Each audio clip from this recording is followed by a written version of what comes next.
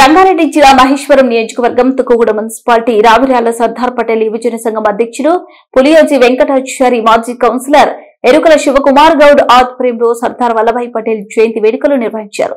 స్వతంత్ర దేశాన్ని ఏకం చేయడమైన సర్దార్ వల్లభాయ్ పటేల్ దేశ సమగ్రత కోసం తన జీవితాన్ని ధారపోశారు. నేడు వారి జయంతి సందర్భంగా దేశ ప్రజలందరికీ జాతీయ ఐక్యత దినోత్సవ శుభాకాంక్షలు తెలుపుతూ ఈ కార్యక్రమంలో సంఘ పెద్దలు, గ్రామ పెద్దలు, యువకులు పాల్గొనడం జరిగింది.